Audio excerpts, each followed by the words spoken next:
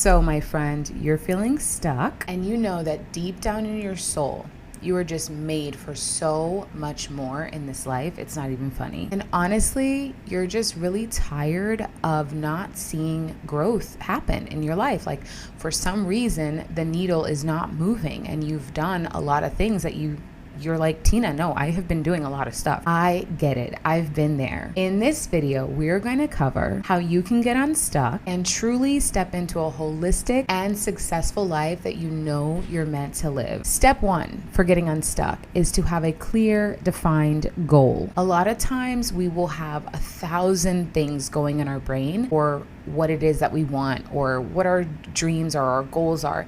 And I found that it's so much better to be specific and have a clear defined mission. So what do I mean by this? Is the goal that you're trying to achieve family related? Is it physical appearance related? Like, are you on a health journey? Does it have to do with career, finances? Getting a clear defined goal that you know that you can focus all of your attention on is key. The reason for this is our brains are wild. Okay, we all know that our brains can be overwhelming, especially with all the stimulants that are happening in the world. It can be so loud. So what you want is to be able to decide and have a clearly defined goal. I don't know if y'all know this, but the Latin word for decide, it literally means to cut off. Making a decision is about cutting off choices, cutting off from some other course of action. And so what this means to me and what it should mean to you is that if you have way too many goals or way too many ideas or way too many things percolating up in your head, what's going to happen is inaction. What's going to happen is you're frozen. What's going to happen is you're stuck. And we want to get unstuck, right? So get out a pen and paper, journal out what right now in this season of your life is the thing that you're going to decide and focus on. So when you wake up every morning, that decision is already made.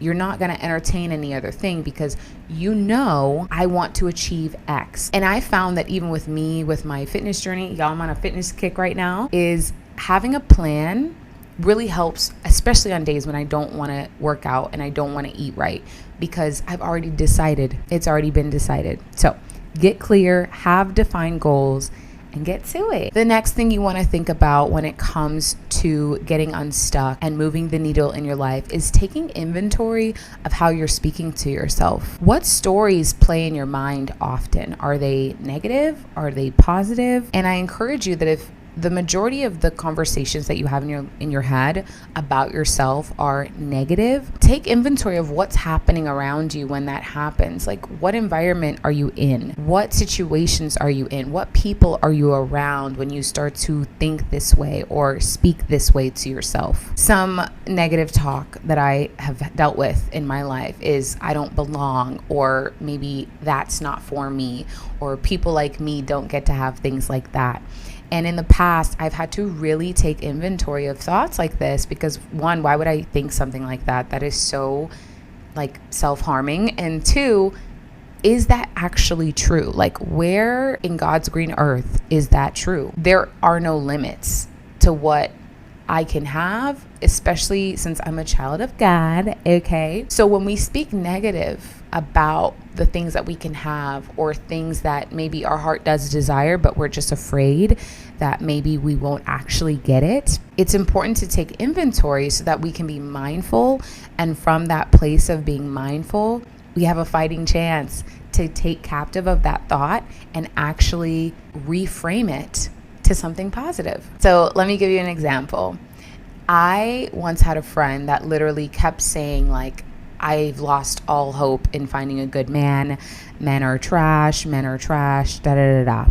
Well, as somebody that's engaged and has been with my person for years, I know that's not true. So for someone like my friend, instead of going from men are trash to, oh my God, I'm obsessed with men and I'm going to have a divine partnership and it's going to be amazing, what's the next step? Maybe we can go from men are trash to men are okay. I have men in my life that are nice, so I'm open to allowing God to show me a great man. It's like the next step up, okay? We're not like jolting our brain to something that feels foreign. We're taking that next step. Another example could be money sucks, money's evil, everyone who has money is of the devil and they're horrible. Well, the next step could be money is helpful. I actually could use a little bit more money in my life because money can create freedom in certain areas of my life. It's the next step. You're not going from money's evil to I'm a big baller, shot caller. Okay, we're done. Back on track. But you see what I mean. Take inventory of what's happening in your head. And whenever your brain starts to go to those negative parts, get a grip, be aware of them, and see how can I reframe this to be something that's true, to be something that is not causing me harm. How can I reframe this to be something that feels good to my nervous system and doesn't create anxiety in my body? Another thing that you should be mindful of when it comes to how can I get unstuck in my life is taking inventory of your environment. And I encourage you to invest in yourself so that you can actually put yourself in environments that are going to expand your horizon and expand your life. There is nothing more amazing than putting yourself in environments that expand your mind. I'll never forget, I went to a conference, my very first major conference in Miami, Florida. This was a few years ago. And I went with my boyfriend at the time. Now we're engaged, but I went with my boyfriend at the time and some friends. And at the time, I wasn't out here having a horrible life. I was out here at baseline. My life was pretty average. But when I went to this conference and I heard the speakers, I heard speakers like Sarah Blakely, who created Spanx and became the first female billionaire. I heard speakers like Steve Harvey, speakers that really transformed my thought process of what is possible in this life. And to hear someone that lived in their car and now is super wealthy, or to hear about women that were able to go from having a rough marriage to building empires with their partner, their husband, and restoring the honor and integrity of women and motherhood. Like, these were thoughts that I never ever thought about before going to this conference. And it was a 3-day conference. When I tell you, I dressed so amazing. I was around so many amazing, like-minded people.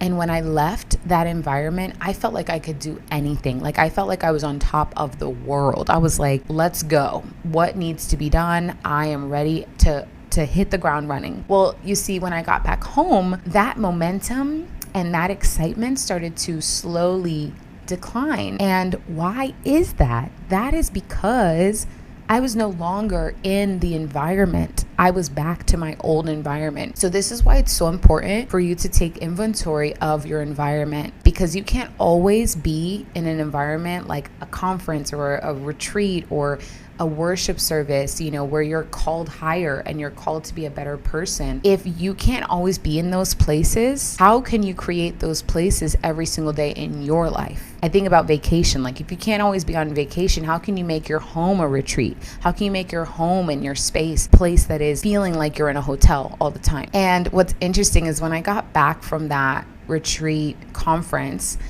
I started changing parts of my life. Like, there were parts of my life where I was like, I want to get my nails done like some of these women that I saw. I want to dress better. Like, I want to show up as the best version of myself. I want to be a contributor to my community and my society. And if I feel like crap, then I'm not gonna do better. And so I took steps to step out on faith, but also get around areas where my people, the people that I wanted to be around, hung out. And this took me putting myself into situations that maybe weren't the most comfortable. Like, I never got my nails done, and I started to get my nails done. And to some people that may not seem that big of a deal, but like going into a nail salon when you were raised, I'm going to give you a little backstory on my childhood, but like, I was not that girl whose mom took her to get her nails done. Like, I never got my nails done. So to be an adult and go into a nail salon and be like, hi, yeah, I'd like my nails done, and not know, like, okay, how does this work? Like, what am I supposed to do? What are the different types? That was putting myself in an environment that was foreign, but it was calling me higher, and it was creating a new normal instead of staying in a place that felt average and was my normal. So I encourage you to take inventory of where your environment is. Start at home. Like, Is the space that you're living in, does it feel like a place that's calling you higher, or does it make you feel stuck? Does it feel like a place that you can be creative in and rest in? Like, is your kitchen a place that you're excited to cook in? Take inventory. What side of town do you go to all the time? Maybe take a new route. Maybe go to a different grocery store. Mix it up. When you mix it up and you switch it up, you create an environment that will yield different results. All right, y'all, let's get into this one. This one is all about taking inventory of who is in your life. Yes, we're going there. So I don't know if you've ever heard this before, but there's a saying that you are the sum of the 5 people that you hang out with. Now, a lot of us, especially if you're an adult and you have a job, you may not be like hanging out with people all the time, but when you think about the 5 people that you constantly are in conversation with, or the 5 people that you are constantly sending memes to or checking out their social media, it's so important to take inventory of these 5 people, because you are some of those people. Your mindset is the sum of those people. Your vision and goals and dreams are probably in alignment with those people. And so if those people are not trying to, go to where you're trying to go, or they don't care about being healthy or eating right and you are, or they don't care about getting their finances together and building wealth for their family, but you do, or, they don't care about having a divine union and divine relationships, but you do, that's going to be very difficult for you to break free. Because if the quicksand around you is pulling you down or keeping you stuck, how are you going to break free if everyone's like, this is fine? Have you seen that fun meme of like the dog in the burning house with his mug? And it's like, this is fine. Like, that's what we're talking about here. There are people that will tell you like, it's fine, but you know that you're not meant to be in that burning house. And so it's so important to ask yourself, like, what power do the 5 people, my top 5 people, have over my life? Like, what power do they have over my life? And I'm going to tell you something that I found out recently that was crazy. When it comes to teenagers and children, the first few years, like, the parents have influence, but once a child goes to grade school, the influence is more of a societal influence, which I think is wild. But that's so true about us as adults. Like, who are we around at work? Who are our friends? Like, even if we listen to uplifting podcasts, if the people that we're around all the time are not in alignment with that, it's going to be very hard for us to break free, because the expectation of our community is what's going to guide our action. So a really big question that I think is really cool for people to ask is, what expectation does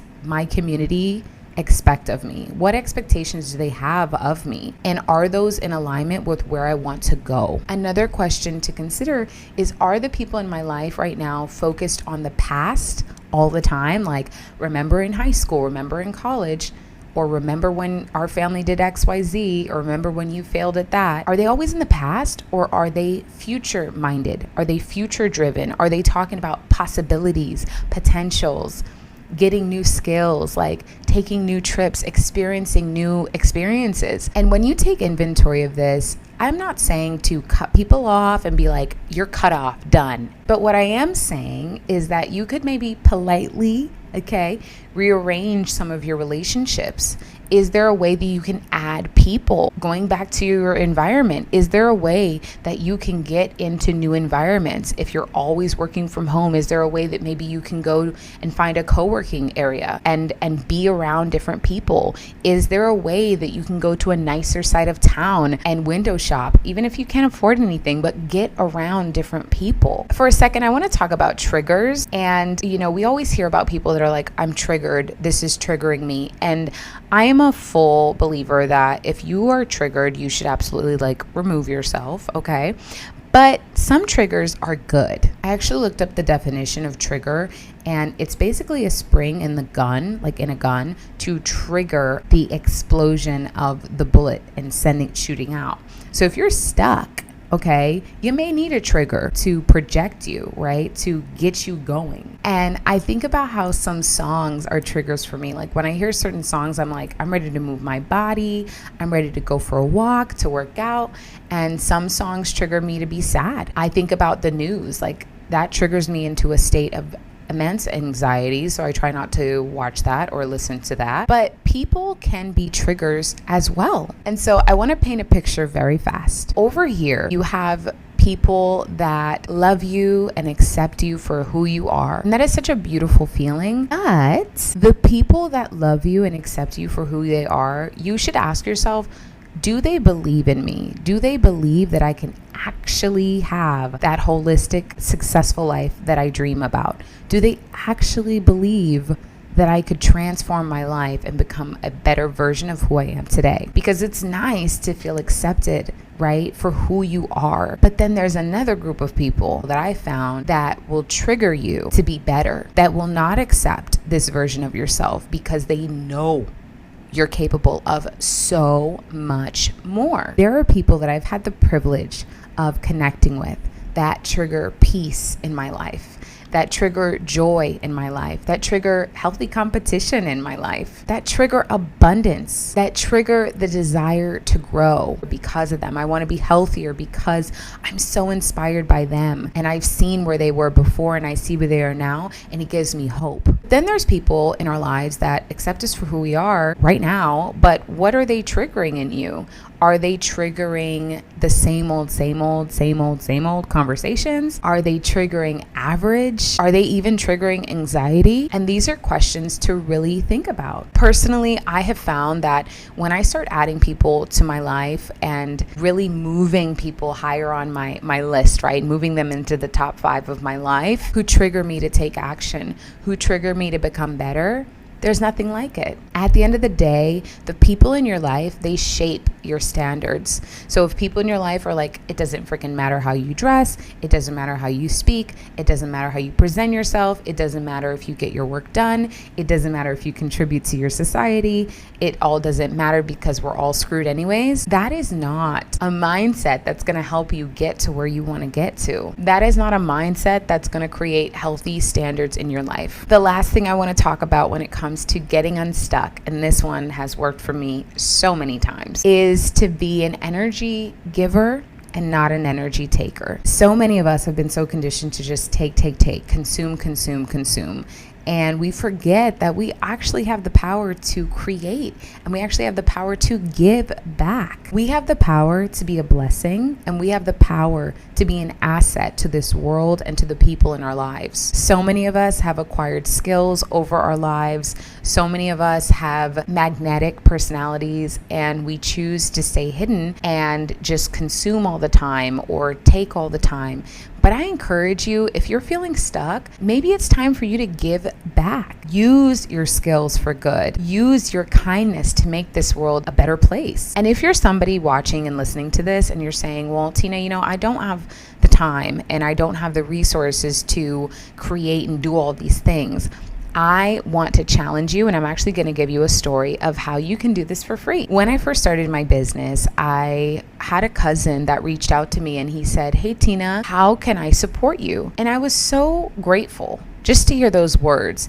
And I didn't really have an answer for him. I just said, thank you so much, and I'll let you know. But even just hearing, how can I support you? And I ended up telling him, if you could just pray for me and send me good vibes and, all those things, and maybe share my website. His contribution could just be a prayer, sharing my content, sharing my website. That was his contribution. That was his way of not being a taker, but giving back. And so if you're someone who create situations in your mind where I don't have time, I don't know how I can be a giver to this world, think about ways that you yourself, oh my gosh, how can you be a blessing? How can you support the people in your life? How can you help them get to the next stage? Because when we help people reach their goals, we're loving on them, and that love gets poured back into us. Well, guys, you've made it to the end of the video, and I actually want to do some affirmations with you. So let's get into it. I am changing my life.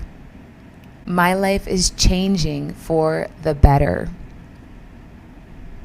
The holistic life of success that I wants and desires me too. I am worthy of greatness, and it's coming for me now. Love surrounds me at all times. I am blessed to be a blessing. I am an asset and I am a blessing to my community. All things are working for my good.